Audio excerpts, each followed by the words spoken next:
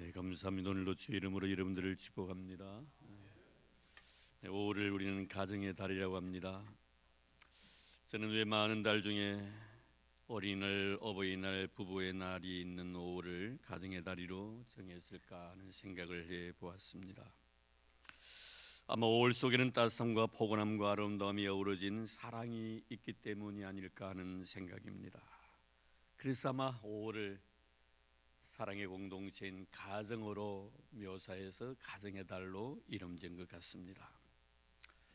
지난 일주일 동안 노예임은 순회차 동남아 지역을 다녀오면서 느낀 것은 새로운 세계에 대한 경험은 참 소중한 것이었지만 여전히 마음 한구석에는 평안함이라든지 아니면 포근함 그런 것은 만족할 정도가 되지는 못했습니다. 그런 제 욕구의 충족은 비행기가 부산 김해국제공항에 착륙했을 때였습니다. 그때 홀로 저는 독백을 했죠. 내 집보다 좋은 것이 없구나라고 말입니다. 내 집보다 더 좋은 것이 이 세상에 어디 있겠습니까? 즐거운 곳에서는 날 오라 하여도라고 시작되는 노래의 원제목 잘 아시다시피 홈 스위트 홈입니다. 우리에게는 즐거운 나의 집이라고 이렇게 번안이 되어가지고 고로 알려진 유명한 곡이기도 합니다. 이 노래말을 지은 사람은 미국의 극작가이며 배우였던 존 하워드 페인이라는 사람입니다. 하지만 이분은 자신의 가정에 대한 아픈 상처와 그리고 그리움으로 한평생을 살다 간 사람이기도 했었습니다. 그래서 그 그리움을 달래기 위해서 이 가사를 썼는데요. 13살 때 어머니를 잃어버리고 아버지마저 세상을 떠나고 난 뒤에 모든 가족이 뿔뿔이 다 흩어지게 됩니다. 그때부터 그에게는 집이 없었습니다. 웅변 선생님이셨던 아버지의 영향으로 배우가 되어서 영국 무대에 진출한 미국 최초의 여인이 되기도 하지만은 그러나 그는 늘 자신의 가정을 그리워하면서 이렇게 말했죠. 아무리 초라해도 내 집만한 곳은 없다고. 독신으로 살면서 가정의 그리움을 시로 남겼지만 결국 그는 그가 그토록 원했던 가정을 이루지 못하고 마지막 퇴진이 주재의 미국 영사로 10년간 지내다가 거기서 쓸쓸히 임종을 맞이하게 됩니다. 내게 돌아갈 가정은 없지만 고향 공동묘지에라도 묻히게 해달라는 그의 마지막 친구의 부탁한 유언대로 사망한 지 31년이 지나고 난 뒤 1883년에 미국 정부는 그의 유해를 본국으로 운구를 합니다. 이때 대통령을 위시한 많은 시민들이 그를 맞이했지요. 그리고 그의 묘비에는 이렇게 글귀가 새겨져 있습니다. 아름다운 노래로 미국을 건강한 나라로 만들어주신 존 하워드 페인, 평안히 잠드소서. 그런데 중요한 것은 모든 사람이 그 속에서 사랑 행복을 꿈꾸며 왔던 오늘날 우리의 한국의 가정들이 서서히 붕괴되어져 가고 있다는 사실입니다. 이제 앞으로 혼자 사는 1인 가구가 우리 사회의 대표적 가구 유형이 될 전망이라고 통계청이 이미 발표를 한 바가 있습니다.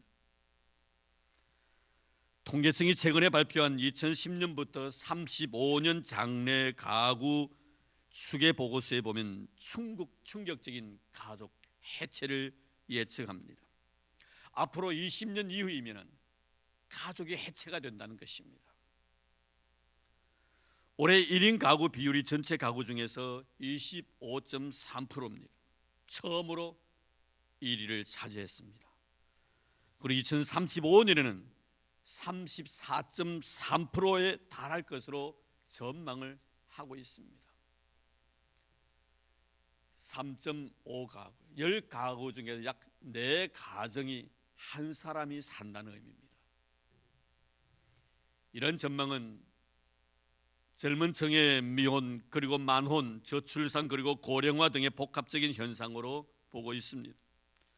그리고 더 불행한 것은 OECD 국가 중에서 자살률이 1위라는 오명을 우리는 안고 있습니다. 인구 10만 명당 연 자살수가 27.3명으로 하루에 평균적으로 37.9명, 시간으로 따지면 1시간당 1.5명이 우리나라에서 자살을 합니다. 저출산율도 OECD 국가 중에서 1위입니다. 어린이와 청소년들의 행복지수도 6년째 최하위에 머물러 있습니다.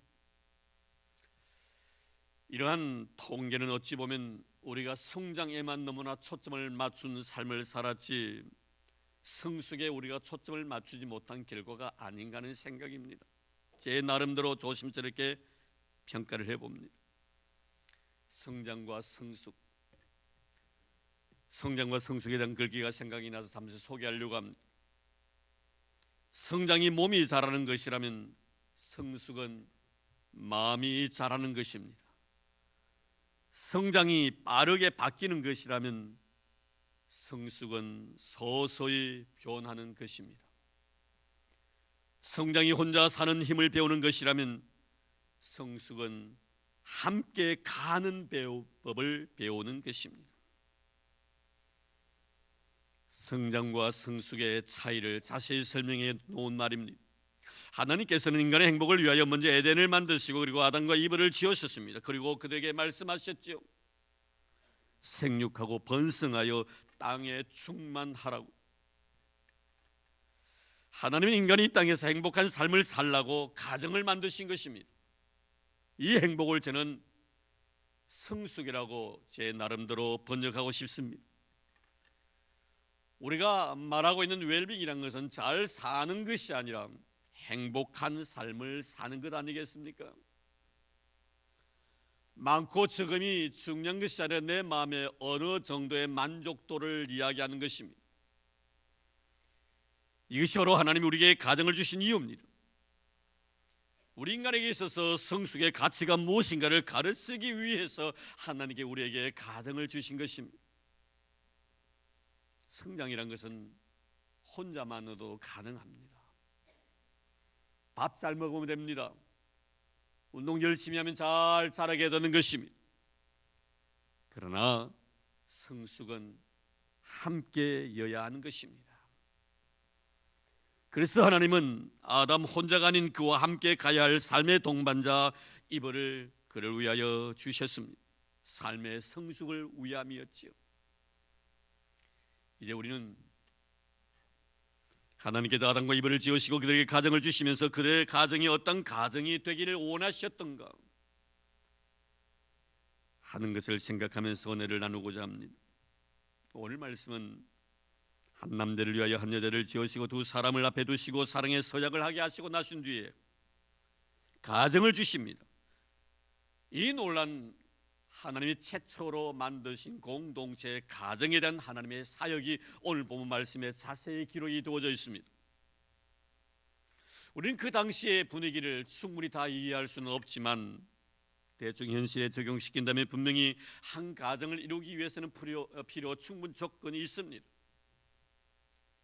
증인이 있어야 합니다. 주례자가 있어야 합니다. 하객이 있어야 합니다. 그리고 주인공인 신랑과 신부가 거기에 있어야만이 가정을 이루기 위한 필요 충분 조건이 성립될 것입니다. 그럼 최초의 가정이 이루어졌던 에덴 예식장으로 우리가 한번 가보겠습니다. 최초의 예식장인 에덴 동산은 세상의 어떤 것으로도 오염되지 아니한 자연 그대로의 무대였습니다. 아름다운 꽃이 향기를 토하는 사랑의 동산입니다. 그리고 주에는 예쁜 새들이 두 사람의 결혼을 축하하기 위하여 노래합니다. 많은 짐승들이 에덴에 흐르는 네 개의 물질을 위해서 오염되지 아니한 물을 마시면서 그들의 결혼식을 축하하기 위하여 여기저기 모여들기 시작합니다. 이제 주례자이신 하나님께서 등단을 하시고 신랑 신부의 입장을 선언하십니다. 먼저 건장한 젊은 청년 아담이 입장을 합니다. 잘생겼습니다. 장래성이 있어 보이는 멋진 남성입니다. 그리고 이어서 예쁜 여성이 입장을 합니다. 누가 보아도 진선미를 골고루 갖춘 지성미가 있어 보이는 아리따운 여인입니다. 하나님은 신랑 신부를 앞에 두시고 주례사를 하십니다. 주례사의 내용도 성경에 자세히 기록이 되어 있습니다. 창세기 1장 28절에 보면 기록이 되어 있습니다. 하나님이 그들에게 복을 주시며 하나님이 그들에게 이르시되 생육하고 번성하여 땅에 충만하라. 땅을 정복하라. 바다의 물고기와 하늘의 새와 땅에 움직이는 모든 생물을 다스리라. 이게 바로 하나님의 그들을 향한 주례사였습니다. 하나님이 그들에게 복을 주시며, 결국 주례사의 내용이 뭡니까? 이 땅에서 행복하게 살라는 것 아니겠습니까? 그럼 하나님께 행복한 가정을 위한 남편으로서의 마음가짐에 대해서 어떻게 말씀을 주셨는가? 오늘 본문을 통해 생각해 보고자 합니다. 먼저 하나님은 아담을 잠재우십니다. 그것도 깊이 잠들게 하십니다. 이렇게 깊이 잠들게 하신 이유는 그를 위한 배필을 그에게 주시기 위함이었지. 왜 잠들게 하셨을까? 갈비를 꺾는 그 순간의 고통을 느끼지 못하게 하기 위함입니다. 고통스러운 일이지만 그 고통을 느끼지 못하게 하기 위하여 잠을 재우신 것입니다. 왜 하나님께서 남자를 위한 여자의 비밀손의 탄생을 우리에게 계시하셨는가? 내 곁에 있는 여자를 바라보면서 하나님이 비밀스러움을 알아라는 것이죠. 결국 여자란 남자의 진통 속에서 탄생되어진 존재는 사실을 일깨워주기 위함입니다. 그러나 뼈가 뽑혀져 나가는 그 고통을 알지 못하도록 잠재워 주셨다는 것은 고통이 있지만 그것을 고통으로 여기지 말라는 의미입니다. 이것이 바로 사랑의 비밀이죠. 사랑이란 것은 고통을 고통으로 여기지 아니하고 즐거움으로 받아들일 때 이루어지는 것이 사랑입니다.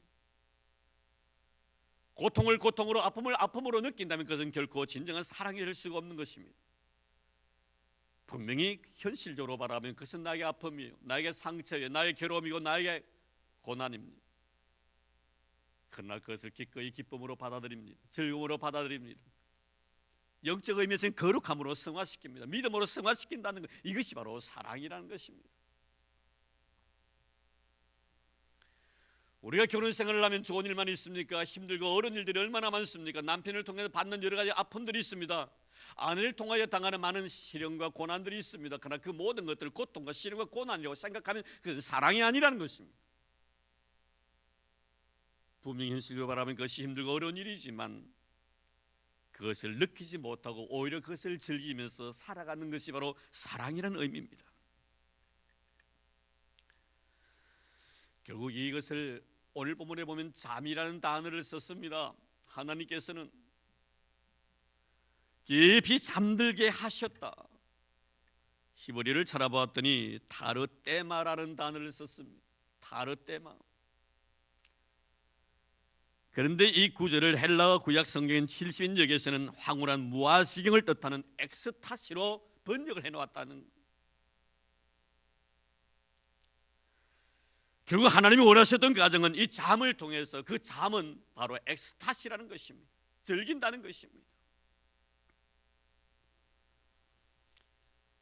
사랑이 넘친 행복한 가정이 바로 하나님이 원하셨던 가정인데, 행복한 가정이란 것은 여자를 위한 남자의 고통이 동반되어야만이 가능하다는 것입니다. 그래서 가정의 행복을 위해서는 남자는 많이 참아줘야 합니다. 참을 수밖에 없어서 참아주는 것이 아니라 참는 것을 즐기라는 것입니다.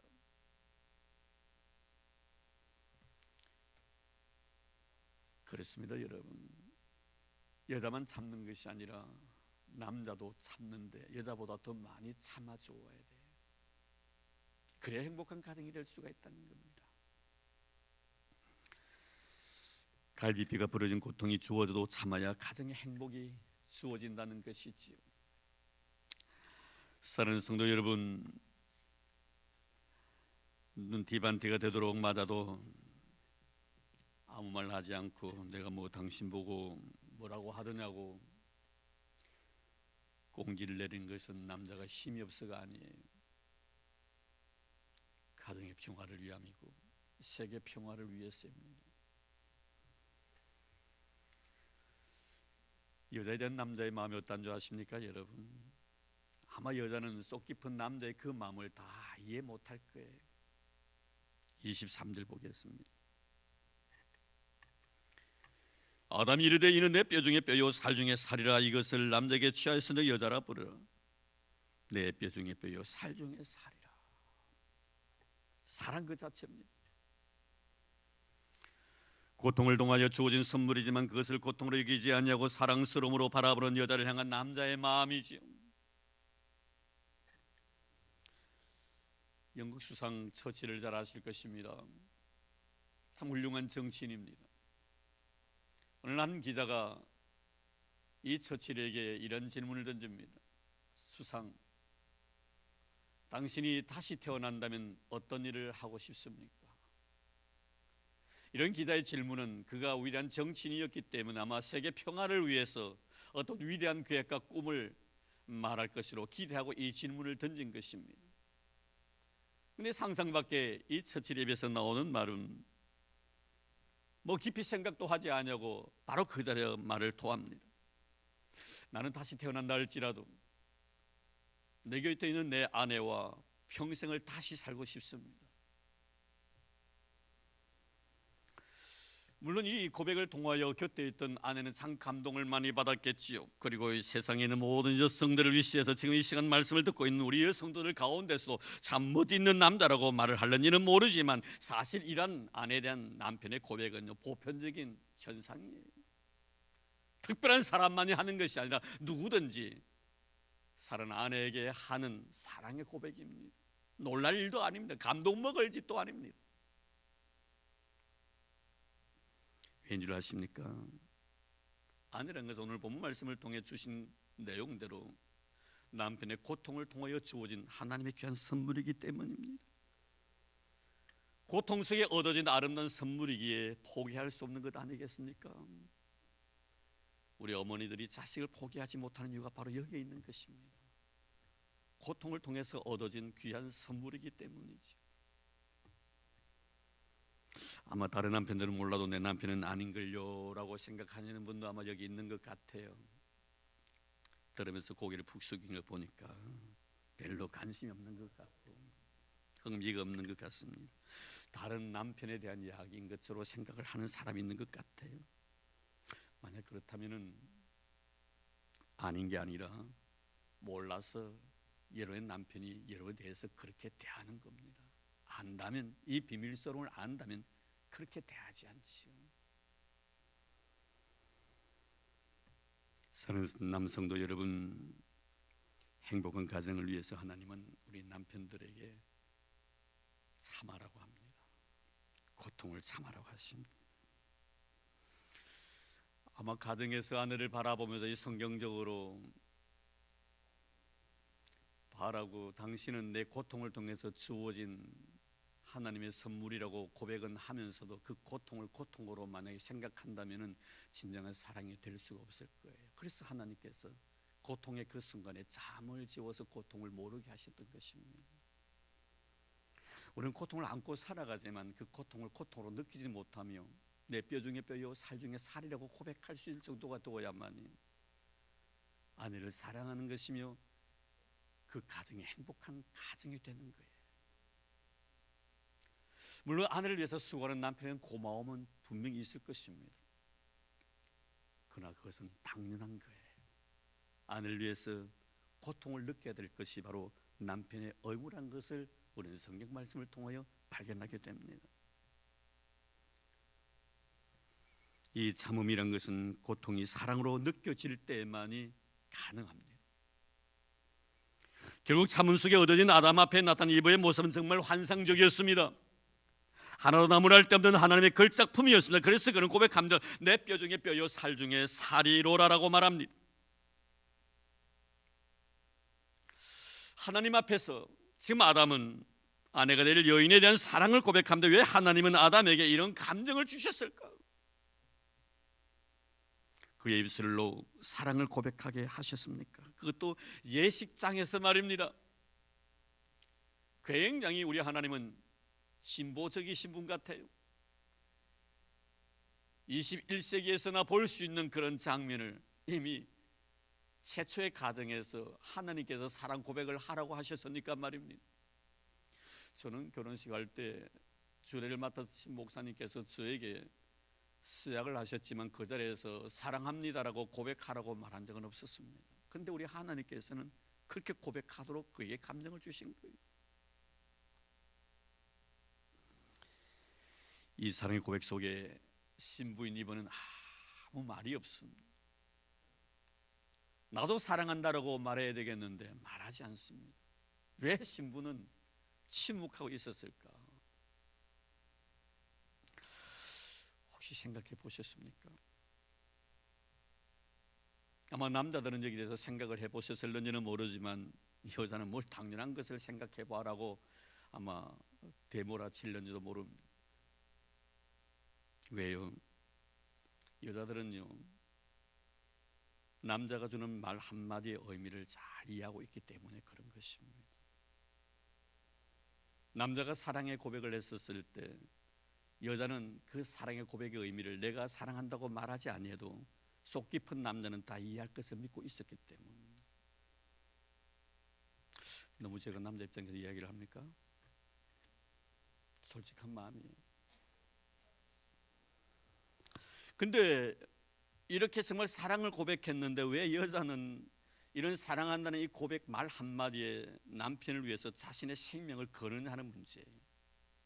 참 묘하지 않습니까, 여러분? 다른 것도 아니고 그저 남편이 아내를 사랑한다는 그 말 한마디에 남편을 위해서 아낌없이 자신의 모든 것을 준다는 거예요.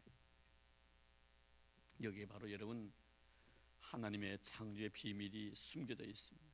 참 신기하게도 하나님께서는 남자들에게는 시각을, 여자들에게는 청각을 더 아름답게 만들어 주셨습니다. 그래서 남자들은 굉장히 시각이 발달해 있고 여자들은 청각에 굉장히 예민해 있는 거예요. 이게 바로 여러분 남자와 여자의 구조입니다. 가정문화원 원장이신 김영숙이라는 분의 글에 이런 상담 사례가 있어서 잠시 여러분에게 소개를 해드리겠습니다. 그 글의 첫 내용은 부부는 마음이 맞아야 산다고 했는데 성경 말씀에 보니 하나님께서 남자가 부모를 떠나 아내와 합하여 한 몸을 이루라. 마음이 맞아야 산다고 했는데 왜 하나님께서 한 몸을 이루라, 한 마음이 되라고 말씀하지 않냐고 왜 한 몸이라고 말씀하셨을까? 여기에 대해서 그는 묻고 있습니다. 그러면서 상담 사례를 이렇게 기록을 해놓았습니다. 어느 분이 부부가 상담을 하러 온 거예요. 이혼을 앞두고 말이에요. 그 사례입니다. 정말 마음이 안 맞아서 못 살겠어요. 무관심하고 별이라고는 눈꼽만치도 없고 대화도 안 돼요. 그래서 이혼하기로 마음먹었어요. 상담을 자세히 들여다보면 어디서부터 갈등이 시작되었는지 짐작할 만한 단서가 있다. 이들은 살가운 스킨십을 나눈 지도 오래고 서로 다정하게 얼굴을 바라본 적도 언젠가 싶을 정도다. 상담 마지막 점에 부부를 마주 앉게 하고 손을 맞잡고 서로의 눈을 바라보게 했다. 한 2분가량 지나서 물었다. 손잡으니까 어때요? 서로 눈을 바라보는 그 느낌이 어땠어요? 이들은 말한다. 좋아요. 따뜻해지네요. 측은한 마음이 들어요. 라면서 눈물을 흘린다. 이것을 통해 이분이 말하고자 하는 것은 한 몸이 되라고 하신 하나님의 말씀의 의미를 이 속에서 찾았습니다. 마음보다 몸이라는 것입니다. 결국 사랑이라는 것은 표현이라는 것이죠. 하나님은 아담에게 이분에 대한 사랑을 말로 표현해야만 행복한 가정이 된다라고 말씀하고 있는 것입니다.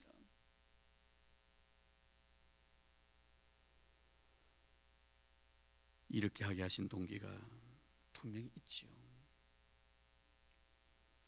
그 동기가 바로 하나님에게서 있었습니다. 왜 나는 너에 대해서 사랑한다고 표현해야 되는가? 왜 너는 나에게 있어서 사랑의 대상인가? 왜 너를 나는 사랑의 대상으로 바라보아야 하는가? 이 문제의 키가 바로 하나님에게서 있더라 이 말이에요. 물론 그의 갈비뼈를 통해서 희생의 결과로 얻어진 결과이기도 하지만 그 고통을 참을 수 있었던 것도 바로 여기 있었습니다. 그것은 왜 저 여자를 나에게 나를 돕는 배필로 하나님께 주셨을까 하는 마음이에요. 왜 하나님이 나에게 저분을 나를 돕는 배필로 주셨을까 하는 그 마음, 그는 어떤 마음이 있는 거예요? 나에 대한 하나님의 사랑이 그 속에 있는 거예요. 하나님이 나를 사랑하셨기 때문에 주셨다는 거예요. 나를 미워해서 주신 분이 아니더라 이 말이에요. 사랑했기 때문에 주신 분이시기 때문에 나는 참을 수가 있더라 이 말이에요. 견딜 수가 있더라 이 말이에요. 그 속에서 사랑을 찾을 수가 있더라 이 말이에요. 그래서 나는 그분에게 고백할 수밖에 없었던 것도 바로 하나님의 사랑이 그 속에 있었기 때문에 나를 사랑하신 하나님께 주신 선물이라면 분명히 그것이 아름답지 않더냐 이 말이에요.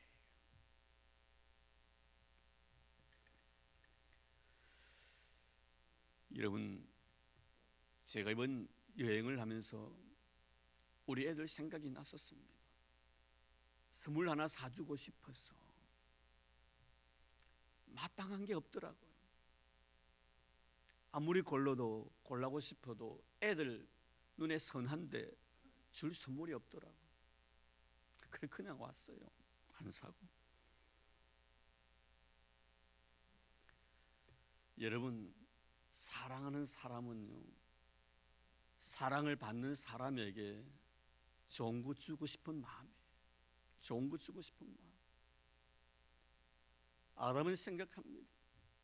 하나님께 나를 사랑하셨다면 나에게 주실 모든 것은 다 사랑이 아니더냐 이 말이에요. 사랑하는 성도 여러분, 남편에게만 이것을 요구하는 것이 아니라 저는 아내에게도 이 사실을 요구하고 싶습니다.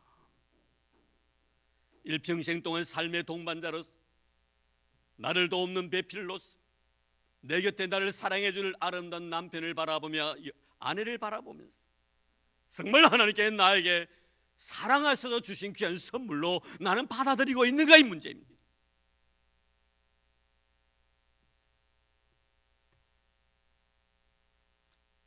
우리가 이런 아름다운 하나님 앞에 신앙 고백이 있을 때 우리의 가정들은 하나님 원하시는 행복한 가정이 될 것입니다. 남편을 바라보는 그 순간에도, 아내를 바라보는 그 순간에도 하나님이 나를 사랑해 주셔서 주신 귀한 선물이라고 여겨질 때 그게 사랑이 있고 그게 행복입니다. 이제 우리는 아내인 이브에게 시선을 한번 맞춰볼까요? 하나님께 남자를 위해 여자를 만드셨는데 그 목적은 돕는 배필로 만드셨다라고 18절에 말씀합니다. 여기서 배필의 의미는 바라보다, 마주 대하다라는 의미입니다. 그러니까 남편을 바라보면서 사모하며 살아가라는 것입니다. 남편을 사랑하고 남편을 그리워하며 남편을 바라보고 남편을 사모하게 하기 위하여 하나님께 여자를 지으신 것이에요. 옛날 우리나라에서 여필종부라는 그런 말을 썼습니다만 차츰차츰 가정이 붕괴되어지고 가정마다 위기의식을 느끼는 이 순간 속에서 가장 먼저 사라진 용어가 이 여필종부가 아닌가 하는 생각입니다. 여필종부가 뭡니까? 여자는 필연적으로 남편을 따라가야 된다는 거예요. 그런데 요새는 이게 바뀌었어요. 이덴파인 거 말입니다. 사자성어를 갖다가 이렇게 썼는데요, 제가 소개해드릴게요. 여러분들이 오늘 하나하나 떼어보시기 바랍니다. 먼저 여자를 한번 떼어보세요. 여자는 필히 남편을 종처럼 부려야 한다. 여러분, 말이 이렇게 바뀌었어요. 여자는 필히 남편을 종처럼 부리는 것, 이게 바로 여필종부래요. 아마 여성 해방 신학자들이 들으면 굉장히 좋아할 그런 단어인 것 같습니다. 요새 남자의 위치가 말이 아닌 것 같아요. 여성은 남성화되어가고 남성은 여성화되어가기 시작합니다. 그런 모습도 그래요. 말투도 그러하고요. 남자들은 고개를 숙이고 말없이 걷고 여자들은 대로를 할보하면서 바람에 스카프를 날리면서 자신만만하게 걷습니다. 그리를 걷다 보면요, 남자들 소리보다 여자들의 소리가 더 커요. 이제는 여자들 한마디도 안 지려고 합니다. 여자는 먼저 말씀을 드렸듯이 사랑을 먹고 사는 존재이지만 남자는요, 자존심으로 살아가는 존재가 남자예요. 좀 여러분 여자분들 져주세요. 자꾸 이기려고 해요. 빌 클린턴 미국 대통령 일화, 유명한 일화가 하나 있습니다. 이분이 어느 날 대통령 시절입니다. 아내 영부인인 힐러리 여사를 태우고 자기 고향을 모처럼 가게 되었지요. 고향에 도착했더니 차에 기름이 다 됐습니다. 기름을 넣으려고 주유소에 갔지요. 주유소에 갔더니 저 구석에서 기름때가 묻은 남루한 옷을 입고 열심히 일을 하고 있는 중년 남자를 발견하게 됩니다. 힐러리가 딱 보니까 많이 본 사람이 보니까 자기 고등학교 동창입니다. 그래서 남편 클린턴에게 이렇게 이야기합니다. 여보, 저분이 내 고등학교 때 아주 가까이 지냈던 남자친구였다고 그랬더니 이 클린턴이 어깨 힘을 딱 주고 하는 말이에요. 여보, 만일 당신이 저 남자와 결혼했더라면 어떻게 되었을까? 기껏해야 주유소 사장 정도 되었겠지. 당신 날 만난 것에 대해서 고맙게 생각해. 이렇게 말하면 여자 입장에서 여보, 그래, 맞아요, 정말 맞아요, 나 시 참 잘 온 것 같아요. 당신 때문에 이 나라 퍼스트 레디가 되어지니까 얼마나 내가 시 잘 와서 이래주면 됐겠는데 안 집니다. 힐러리, 그래 지금 대통령 후보로 나왔잖아요. 안 져요. 하는 말,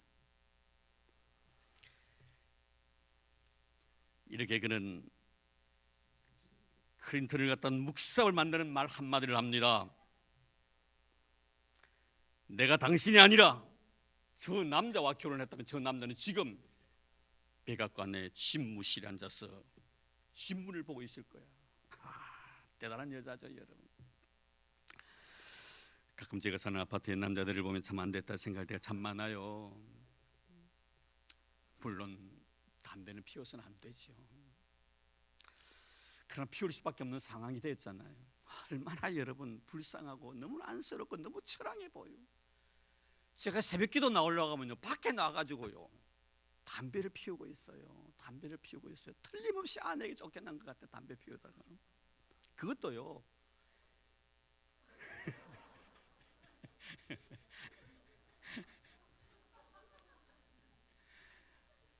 얼마나 아내에게 신음 소리를 많이 듣는지. 아니, 서서 피우면 또 얼마나 좋아요. 쪼그리 앉아야 피워. 쪼그리 앉아 새벽이마다. 정말 안 됐더라고요. 참 불쌍해요. 가왜 제가 어렸을 때 늦잠 자면은 엄마가 와서 깨우면서 뭐라고 합니까? 빨리 일어나라고. 네 아버지가 빨리 일어나라 한다.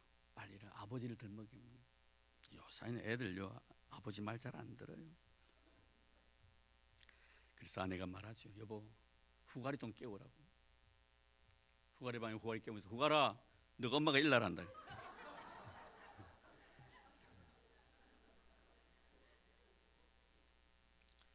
사실 현실이에요. 웃고 있는 사람들 양심이 아마 동의를 하기 때문에 웃지 않나 하는 생각이 듭니다. 이제 가정의 리더는요 여자가 아니고 남자가 됐어요. 왜 아담의 가정이 행복이 무너집니까?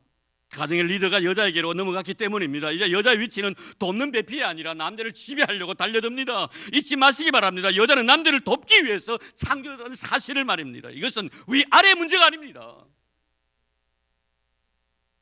가정의 질서입니다. 하나님의 우리에 대한 요구예요.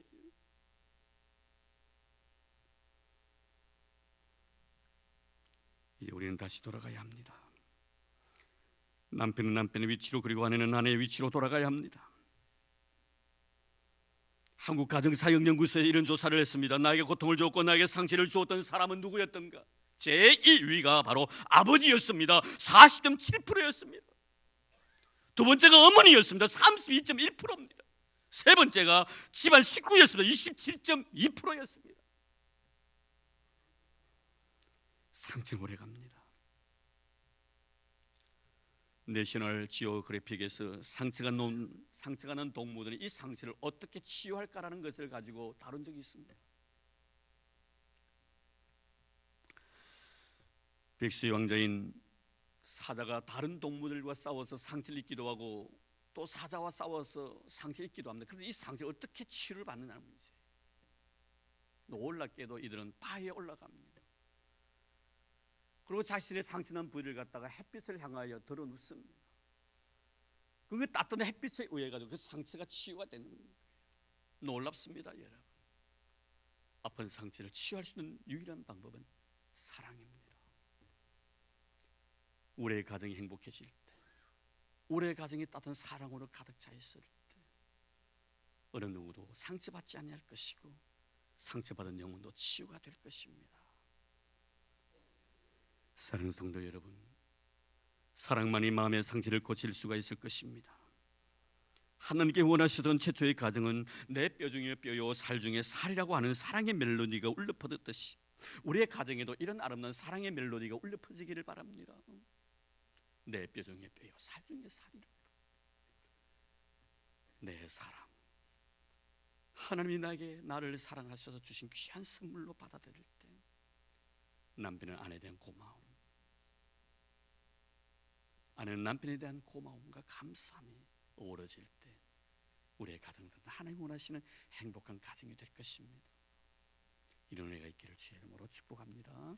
하나님 감사합니다.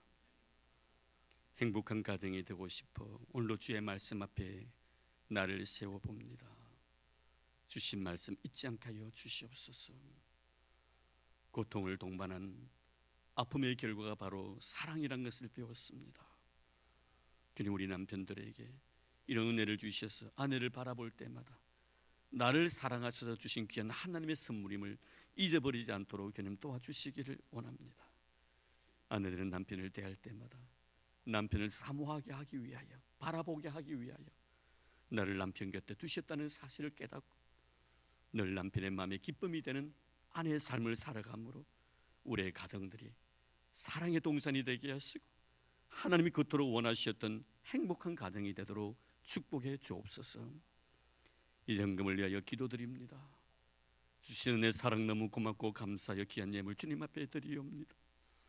주님 기뻐 허명해 주시기를 원합니다. 믿음으로 드립니다. 하나님 그 믿음대로 이루어지게 해주시기를 원합니다.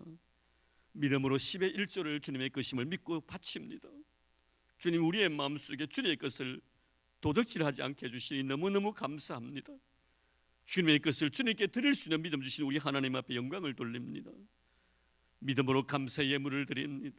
선교 예물을 바칩니다. 건축 헌금도 드리옵니다. 미랄의 헌금도 드립니다. 1천 번제까지 주님 앞에 드리옵니다. 우리 하나님 아버지, 이 시간에 드린 귀한 손길들을 잊지 마시고 기억해 주셔서 귀한 것으로 갚아주시기를 원합니다.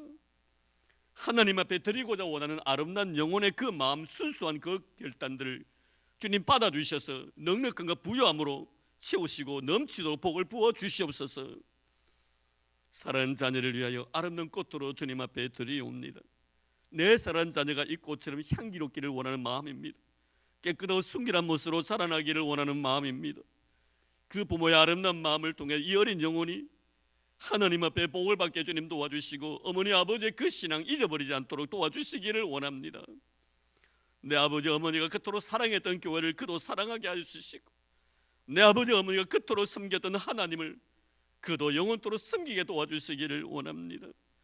내 아버지 어머니가 그토록 사모했던 하나님의 거룩한 말씀을 이 어린 영혼도 사모하도록 도와주시기를 원합니다. 남들 앞에 뛰어난 자 되게 하시고 위에만 있고 아래 있지 않게 하시고 꾸어질지라도 나누지 않게 꾸지 않는 자 되게 주님 도와주시기를 원합니다. 나눠주고 베풀 줄 알고 모자람이 없는 그 복된 인생을 살아갈 수 있는 귀한 어린 생명 되도록 축복해 주시옵소서. 우리 교회 위에 은혜의 단비를 부어주셔서 넘치는 복을 주신 우리 하나님을 찬양합니다. 날마다 감사의 조건을 새롭게 해주신 우리 하나님 앞에 영광을 돌립니다. 우리 모든 성도들에게 복에 복을 더해 주셔서 들어가도 복을 받고 나가도 복을 받는 저들 되도록 축복해 주시옵소서. 만복의 근원 되신 예수님 이름으로 기도드리옵나이다. 아멘.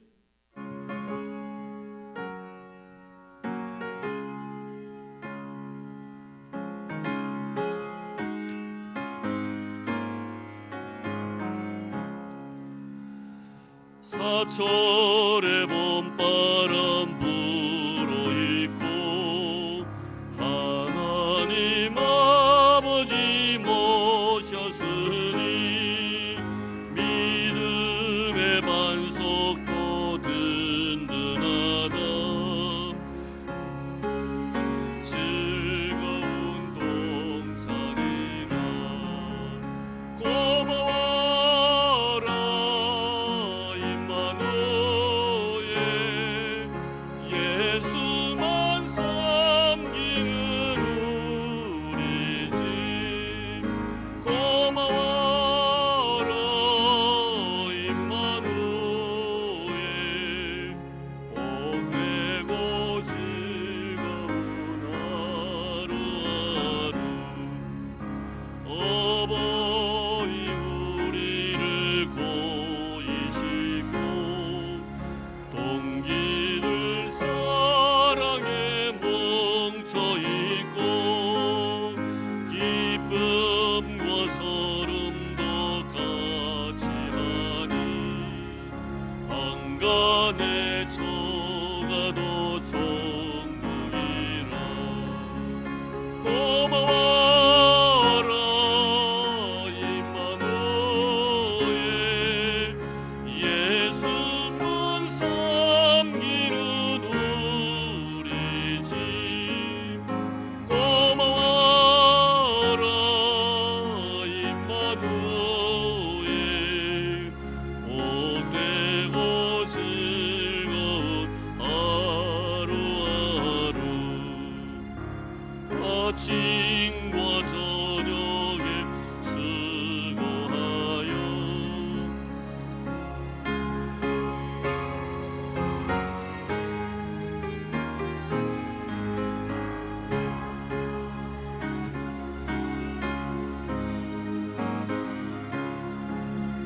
여기가 우리의 낙원이라 고마워라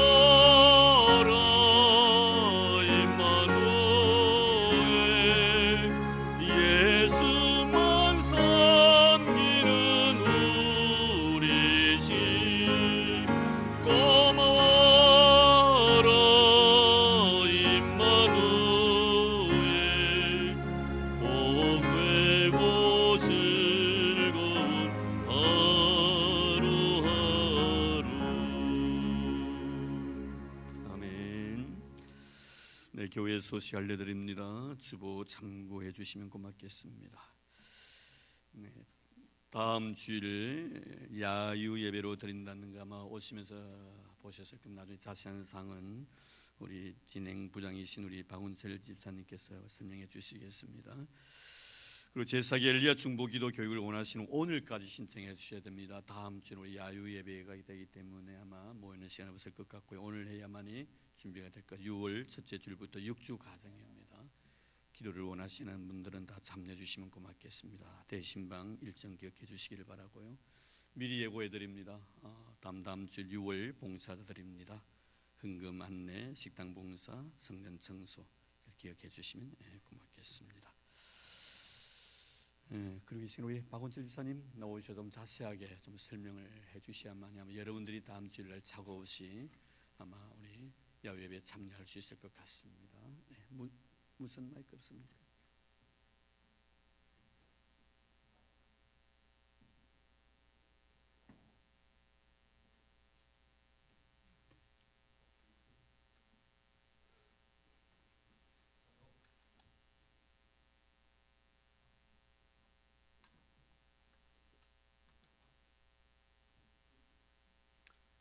무슨 안 됩니까?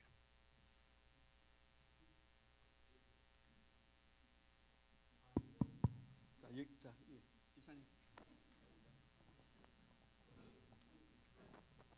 반갑습니다. 잠깐 그 교회 소식란 한 번 더 띄워주실래요? 지금 오탁 안에 있어서 여러분들 그 성도님들 주부 보시면 거기 장소 청수골 가든이 있죠. 저 가든 가면 큰일 납니다. 여러분들 그 나중에 혹시 청수골을 치시고 찾아오시는 분이 계실 텐데 성수골을 치시면 계곡이 나오고 가든이 나오고 산장이 나옵니다. 세 군데가 뜨거든요. 그래서 계곡입니다. 계곡. 가든은 궁궐정에 있습니다. 가든에 가시면 그냥 식사하고 내려가셔야 돼요. 교인 없습니다. 거기 가면. 네, 계곡입니다. 자, 밴드에 제가 우리 오늘 청수골 계곡 명함을 하나 올려놨습니다. 우리 교회 밴드에 가입하신 분들은 참조하시고요. 거기 내비를 치시면 청수골로 내비가 잡히는 분들 계실 거고, 제가 팀앱으로 잡아보니까 청수골 계곡이 잡힙니다. 그래서 청수골이나 청수골 계곡 두 개 중에 하나 이렇게 치시고 올라오시면 성남사로 들어오셔야 됩니다. 첫 번째 사진 하나 보여주실까요? 자, 성남사 들어가는 길입니다. 왼쪽으로 가시면 터널이 나옵니다. 절로 들어가시면 다시 또 빠져나와 가지고 또 돌아서 나와야 되거든요. 그러니까 성남사로 가는 길로 들어오셔야 됩니다. 성남사 들어가는 길이 세 군데가 있습니다. 세 군데. 아무데나 들어오셔도 됩니다. 어떻게 하든지 성남사를 올라오십니다. 그래서 성남사를 올라오시고 두 번째 보여주실까요? 자, 성남사에서 베네골 가는 옛날 구도로 쭉 올라오시면요, 천주교 성지인 살티마을이 있습니다. 살티마을에서 커브를 갖다가 한 8번이나 9번을 도시면 한참 돌아야 됩니다. 한 서너 번 돌다가 없네 이러면서 내려가시면 안 돼요. 계속 돌다가 보시면 여기 삼거리가 보입니다. 삼거리.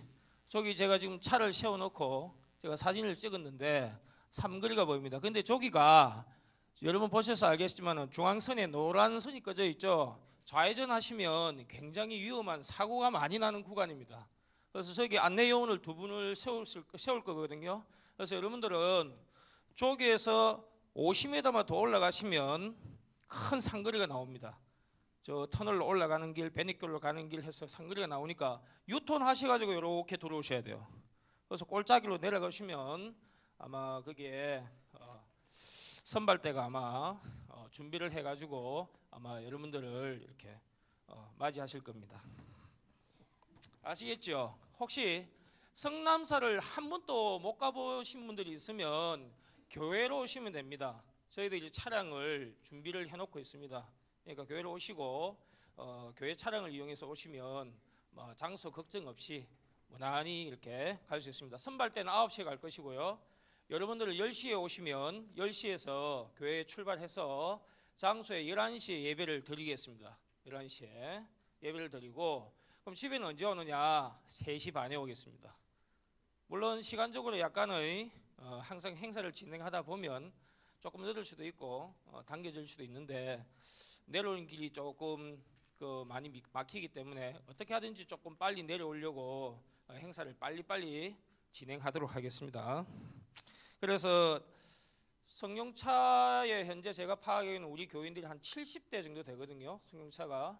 그래서 거기에 주차할 수 있는 공간이 한 30대 정도 됩니다.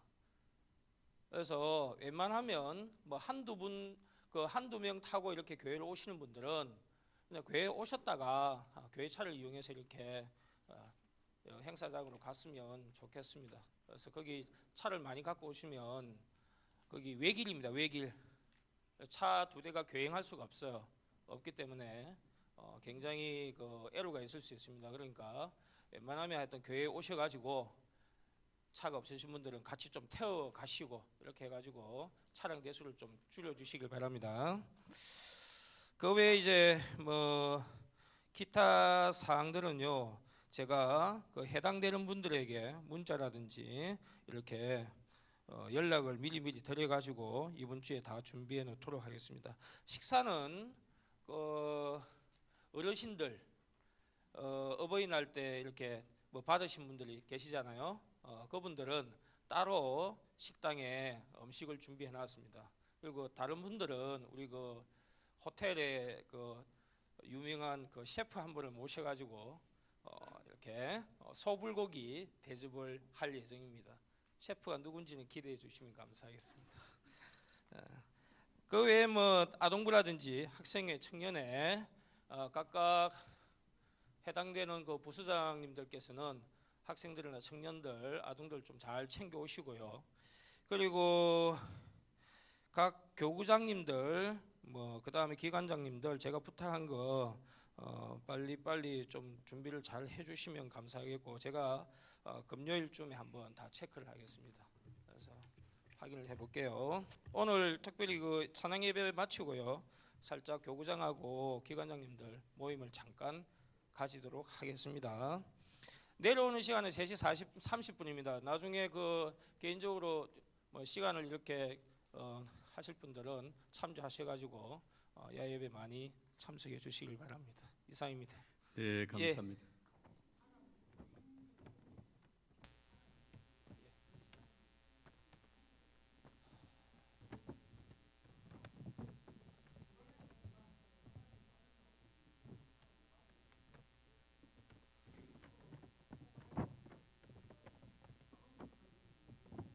네,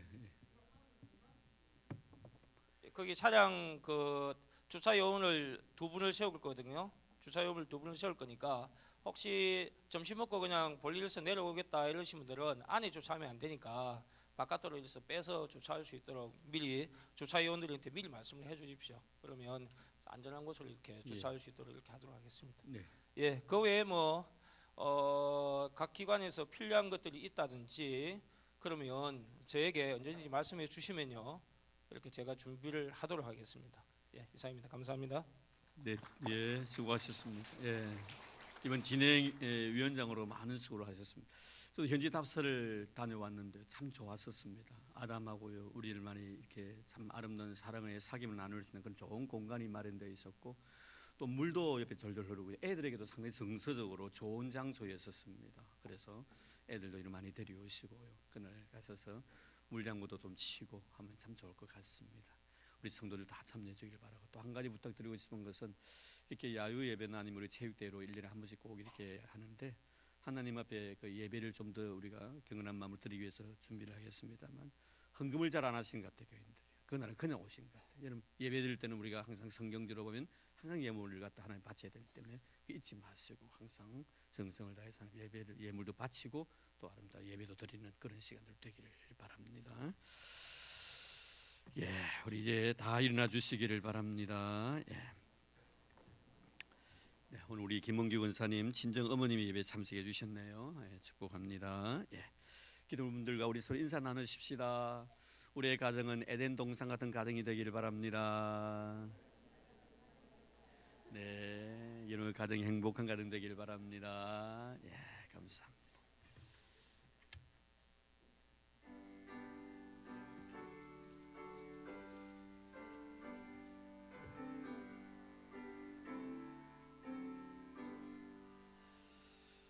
찬양 성부 성자 성령 성삼일체계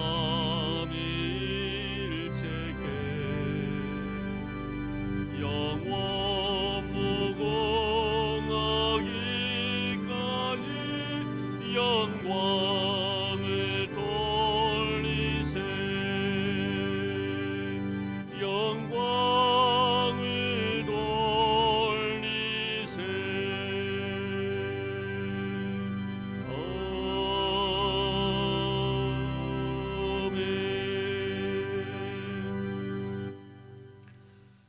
이제는 교회 머리 되신 우리 주 예수 그리스도의 은혜와 하나님 아버지의 지극하신 사랑하심과 성령님의 교통하심이 오늘도 주님 앞에 나와 경건한 마음으로 하나님 앞에 예배드리고 하나님께서 원하시는 행복한 가정을 이루기로 다짐하는 사랑하는 우리 모든 성도들 머리 위에와 오늘도 출타 중에 계신 우리 믿음의 식구들, 나라의 부름을 받아 수고하고 있는 우리 믿음의 아들들, 그리고 특별히 병중에 고생하고 있는 우리 믿음의 형제들, 그리고 주님께서 친히 피로 값주고 사신 이 교회 위에 이제로부터 영원토록 함께 하시기를 간절히 축원하옵나이다.